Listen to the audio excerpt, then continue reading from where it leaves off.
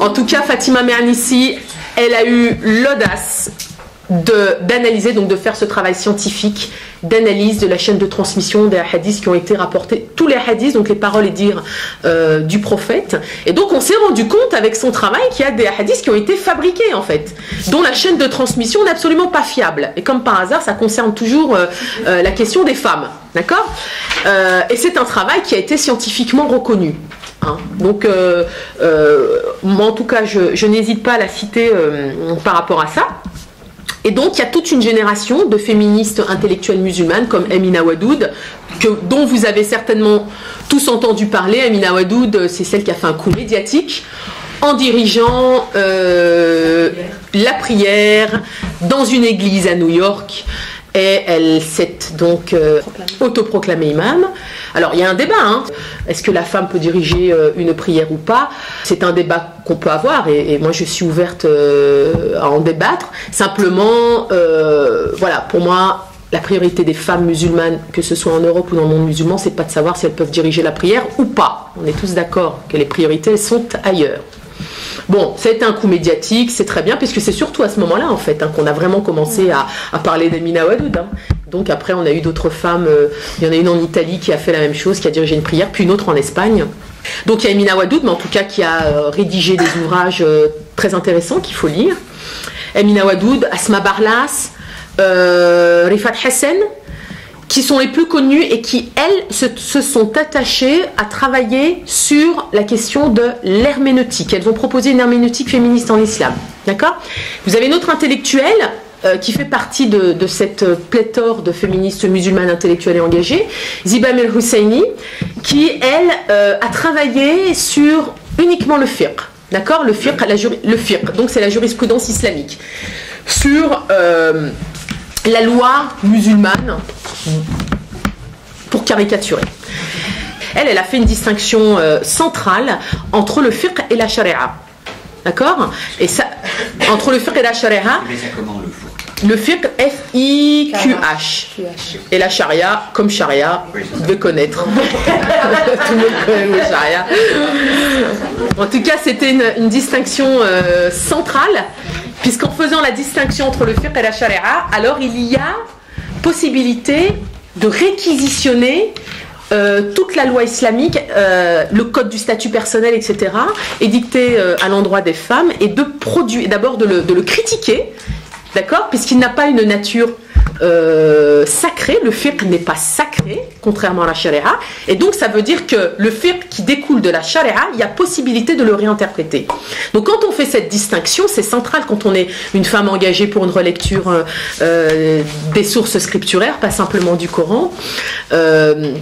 Donc voilà, donc ça ce sont les intellectuels, c'est pour ça que je parle d'un mouvement de pensée, puisque c'est surtout là le mouvement de pensée. Donc Ziba Mel Husseini, Asma Barlas, Rifat Hassan, Amina Wadud, on peut citer aussi Asma Lamrabet, qui est engagée dans le cadre du, alors pas du GRFI pour le coup, mais du CIRFI, du Centre international d'études et de réflexion de la femme en islam, qui a pour caution la Rabeta des Ulema, et là elle travaille effectivement pour une relecture des sources scripturaires, et l'objectif aussi, c'est de travailler dans les années à venir sur, et elles sont engagées dans ce travail-là, la publication d'un encyclopédie de la femme musulmane au XXIe siècle. Ça va nous faire du bien. D'accord ? Donc ça, c'est au niveau de la pensée. Au niveau de l'action, il faut situer aussi ce mouvement de pensée sur le plan de l'action. Et alors là, c'est quoi ? C'est une dynamique de femmes qui s'engagent sur le terrain contre toutes les lois discriminantes à l'endroit des femmes. Alors, ce qu'on peut citer comme un des groupes pionniers en Malaisie, c'est le groupe évidemment Sisters in Islam, voilà, qui sont une dynamique de femmes qui ont souhaité lutter contre les violences sexistes en Malaisie au nom de l'islam en publiant des manifestes. Elles ont réquisitionné toutes les interprétations misogynes et machistes sur la question de la polygamie, sur la question du divorce, etc. Et elles sont dit, nous, on va toucher le terrain. Donc elles ont fait des petits manifestes, elles les ont dispatchés partout sur le terrain, dans les mosquées, dans les maisons de quartier, etc. Donc je cite Sisters in Islam parce qu'elles sont pionnières dans le travail. Maintenant, il y en a d'autres, il y a d'autres dynamiques de femmes. Et là, on peut parler du GRFI, pour le coup, qui a été fondé entre autres par Asma Lamrabet. J'avais été aussi membre fondatrice à l'époque. Et là, c'était ça aussi. Donc, c'était mettre en connexion des femmes du monde entier, puis l'idée c'était d'échanger sur nos situations, puis d'essayer de faire de proposer une relecture des textes. Bon, là évidemment c'est un petit peu plus limité en termes d'action, puisque vous le savez tous, l'argent c'est le nerf de la guerre.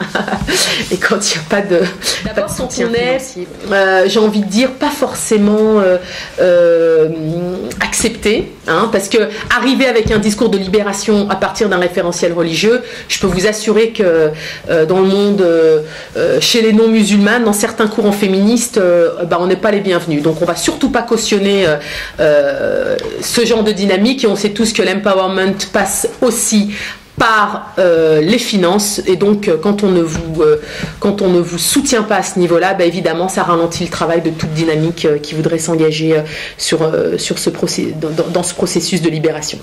Donc, comme vous avez pu l'entendre, la grande nouveauté dans l'étude du genre en islam, c'est la multiplication ces dernières années de publications produites par des intellectuels musulmans engagés, dont l'inspiration trouve écho à la croisée de la charia, des sources scripturaires et du féminisme. D'accord ? Et donc, on peut dire aussi, certains observateurs disaient que c'était aussi finalement une stratégie par ces intellectuels musulmans d'utiliser le féminisme et l'islam comme une stratégie justement pour atteindre aussi un lectorat académique et occidentale, parce qu'il y a toute une série d'ouvrages sur la question de la femme en islam dont les occidentaux sont pas forcément intéressés, mais dès qu'on arrive, et on le voit, les ventes le prouvent, dès qu'on arrive avec le mot féminisme dans le titre, tout à coup le lectorat occidental et académique se procure les ouvrages.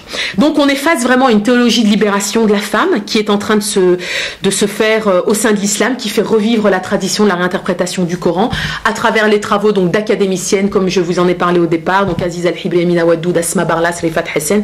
Si leurs travaux vous intéressent, vous pouvez venir me voir à la fin, je vous donnerai les références. Il y en a d'autres donc qui sont engagés aussi. Je disais Fatima Mernissi. Il y en a une autre aussi qui est en Turquie et qui fait un travail très intéressant. Elle est la représentante du mouvement de réforme islamique en Turquie, Hidayet Tuksal. Elle a été engagée par le gouvernement turc, et l'objectif, le PAR, donc c'est le parti pour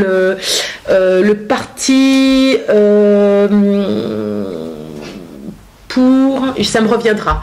En tout cas, le PR en Turquie a créé une commission dont l'objectif est de relire, donc de nouveau se réapproprier les hadiths, de les relire et de les analyser. Donc elle est professeure en Turquie à l'université.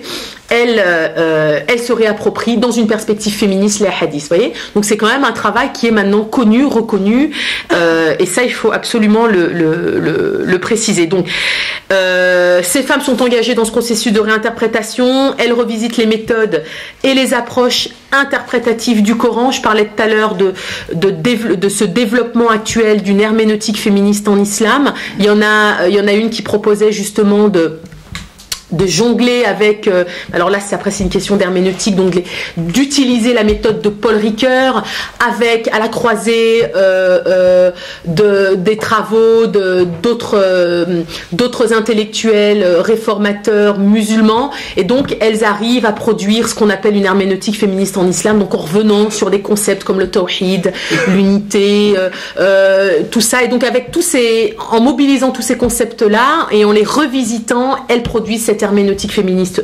musulmane, donc une exégèse scripturaire qui est en train de se développer. Et comme je le disais tout à l'heure, ces dernières années, la nouveauté dans le débat, c'est que les femmes se réunissent au-delà des frontières, au-delà de leur appartenance nationale, et elles créent des liens de solidarité. D'accord ? Donc là, c'est au niveau transnational, c'est la diffusion c'est finalement l'apparition de mouvements transnationaux qui créent de nouvelles formes de questions et de nouvelles formes de revendications politiques, parce que les femmes, quand elles sont en connexion entre elles, quand elles échangent à travers les nouveaux outils de communication, elles échangent leurs expériences, et donc ça crée finalement de nouvelles questions, de nouvelles revendications. Et puis, on assiste là, ce que l'on constate, c'est qu'on on assiste à l'émergence d'une nouvelle société civile sans frontières qui génère de nouveaux rapports et des liens de solidarité entre les groupes féminins. Et moi, c'est ce que j'identifie comme l'émergence d'une sphère publique féministe musulmane qui est en train d'émerger sur la toile. En conclusion, ce que je peux dire, c'est que avec l'apparition de ces voix féministes émergentes, la multiplication des publications et de leurs recherches, tout cela allié à un militantisme transnational, là, ce qu'on peut dire, c'est que les communautés musulmanes se retrouvent au cœur de transformations politiques et sociales.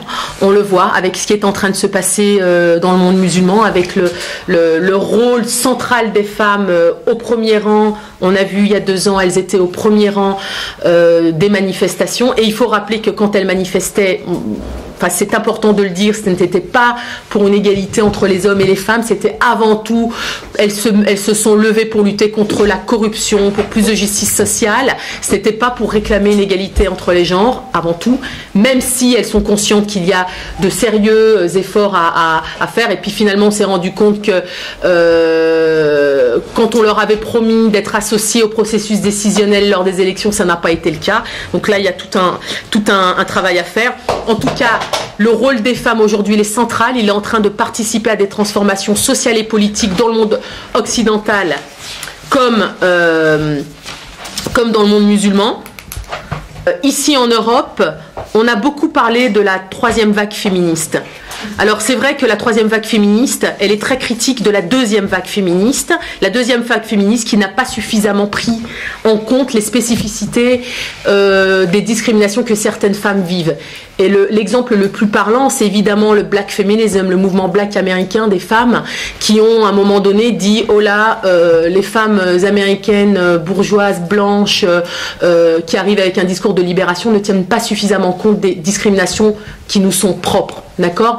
Et donc, elles ont questionné le mouvement blanc féministe américain. On peut dire qu'aujourd'hui, même s'il faut être très vigilant, on ne peut pas faire un parallèle direct entre le black feminism et le féminisme musulman, mais en tout cas, elle questionne le féminisme musulman, non pas en tant que mouvement social, mouvement politique, on n'en est pas encore là. On n'en est pas encore à l'étape de dire nous sommes un mouvement politique. En tout cas, il questionne. Il participe de cette 3e vague. Moi, je ne parlerai pas d'une vague féministe, donc de l'implication des femmes dans cette 3e vague féministe comme une continuité, mais plus comme un féminisme sans frontières, un féminisme de coalition, un féminisme qui ne s'inscrit pas, j'ai envie de dire, qui ne s'inscrit pas dans la chronologie, mais qui s'inscrirait plus dans une réforme de l'idéologie dominante, puisque le défi aujourd'hui en France comme en Belgique, c'est bien de décoloniser la pratique féministe. Alors on le dit, on le répète, Chandra Moranty l'a dit, il faut décoloniser la pratique féministe dans ce rapport de domination des femmes, de la féministe blanche qui veut libérer les pauvres, les autres femmes entre guillemets issues de l'immigration. Il y a ce rapport de domination. Là, j'en parlerai pas parce que je sais que vous allez m'en parler. Donc, on en discutera. Donc, ce rapport de domination, donc la décolonisation de la pratique féministe. Moi, je vais plus loin et c'est ce que je propose aussi dans le cadre de ma thèse. C'est qu'il me semble qu'aujourd'hui, il faut décoloniser la recherche académique en études du genre. C'est décoloniser, d'accord, la recherche académique en études du genre pour permettre au féminisme islamique d'être reconnu scientifiquement, puisqu'il semble que le féminisme islamique dans le monde francophone n'est pas encore reconnu comme un mouvement scientifique, en tout cas comme un mouvement à analyser. C'est comme le concept d'islamophobie. Vous savez, en France, il y a tout un débat. Est-ce qu'il faut reconnaître l'islamophobie comme un concept? C'est exactement le même débat sur le féminisme islamique. Et donc, il me semble que là, il faut qu'il y ait une reconnaissance scientifique en tant que mouvement d'action, en tant que mouvement de pensée, qui a été théorisé par des féministes musulmanes intellectuelles engagées et dont la traduction sur le terrain aujourd'hui n'est plus approuvée. Voilà, je vous remercie de votre attention. C'était les lieux du mouvement. Mais là, vous avez une masse d'informations.